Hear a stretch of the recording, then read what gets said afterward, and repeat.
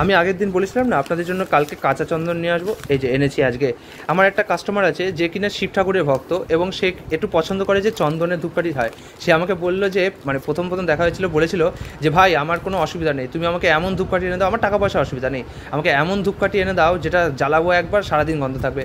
এবার আমি ভাবলাম যে সারাদিন গন্ধ তো থাকা এমন ধূপকাঠি পাওয়া খুব একটা মুশকিল, কারণ আপনার বাড়িটা যেহেতু খোলা জায়গায় আছে, এত কিছু অবশ্য তাকে বলিনি, তবে আমি বলছি কারণ কাস্টমারের সাথে যদি আপনি বেশি কথা বলতে চান কাস্টমার হয়তো বুঝতে না পারে, তো যাই হোক।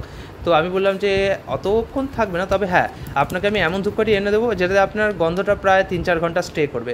তো তাকে এনে দিয়েছি, সেও খুশি হয়েছে এবং সে নিয়েছে। তো এটা হচ্ছে কাঁচা চন্দন। যদিও কাঁচা চন্দন আমার পছন্দ না, কারণ কাঁচা চন্দনের গন্ধটা একটু কড়া হয় এবং এটা শীতকালে ব্যবহার করা খুব অসুবিধা। কারণ যদি শীতকালে ঘরে ঢুকি আর চন্দনের গন্ধে ঘর ভরে থাকে তাহলে না আমার একটু অসুবিধা হয়, হয়তো আপনার অসুবিধা না হতে পারে কিন্তু আমার অসুবিধা হয়। কিন্তু এর গন্ধটা বেশ ভালো।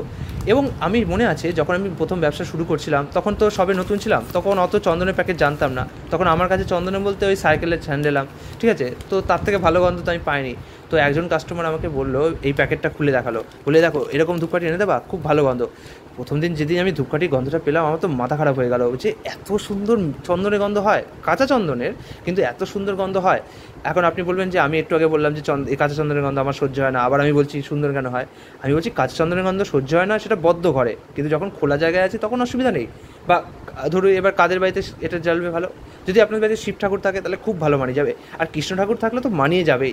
তার থেকে বড় কথা লক্ষ্মী পুজো যদি হয় তাহলেও মানিয়ে যাবে, এবং যদি আপনি কোনো বিশেষ অতিথি আসলে জ্বালান না তাহলেও ভালো লাগবে। অতিথি আসলে অনেকে রজনীগন্ধা ফুল লাগান, অতিথি আসলে অনেকে দেখি রুম ফ্রেশনার লাগান, তবে আমার মতে রুম ফ্রেশনার ব্যবহার করাটা অতটা ভালো না। রুম ফ্রেশনারের মধ্যে কী না কি কেমিক্যাল আছে, ধূপকাঠিতেও কেমিক্যাল আছে ঠিক কথা, কিন্তু তবুও ধূপকাঠি যেহেতু এত বছর ধরে ভারতে ইউজ হয়ে আছে তাই আমরা জানি যে ধূপকাঠি অল্টারনেটিভলি সেফ অপশান, ঠিক আছে।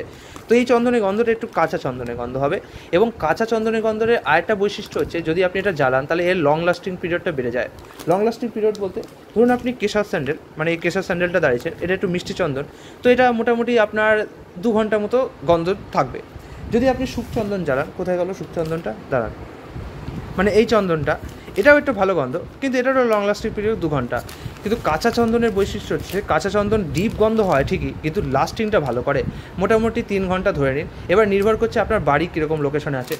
যদি আপনার বাড়ি এমন লোকেশনে হয় যে ধরুন প্রচণ্ড হাওয়া আসছে, প্রচণ্ড সূর্য আলো আসছে, তাহলে হয়তো লাস্টিংটা একটু কমে যাবে, কারণ হাওয়াতে গন্ধটা অনেকটা ছড়িয়ে যায়। কিন্তু আপনার বাড়ি যদি একটু বদ্ধ জায়গায় হয়, বেশি জানলা দরজা না থাকে, চারপাশে বাড়ি থাকে, তাহলে হয়তো আপনি লাস্টিংটা একটু ভালো পেতে পারেন। তাছাড়া অনেক কিছু ফ্যাক্টরের উপরও নির্ভর করে যে আপনি প্যাকেটটা কতক্ষণ খোলা রাখছেন। এই জিপার প্যাকেটের আরেকটা জিনিস আপনাদের বলে দিই, যে অনেকে ভুল করে যে এই যে জিপার প্যাকেটের লকটা খোলার পর না প্যাকেট খুলে রাখে, এবার তারাই পরে আমাকে অভিযোগ করে যে বেশি গন্ধ তো পাওয়া যায় না, প্রথম রেখে দিই, পরে আর গন্ধ পাই না, কী ভাজে ধূপকাঠি দাও, দামও বেশি নাও। তখন আমি প্রথম বুঝতাম না যে এরকম কী করে হতে পারে।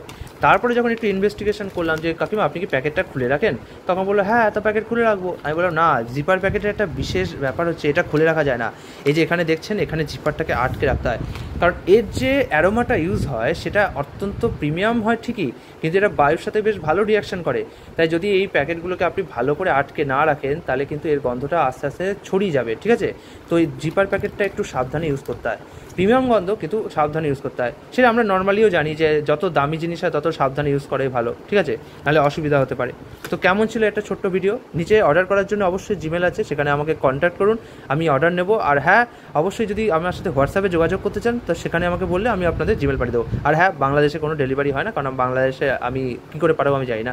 তো যাই হোক, এটা একটা সংক্ষিপ্ত ভিডিও ছিল আজকের জন্য, এইটুকু। আগামীকাল আবার দেখা হচ্ছে।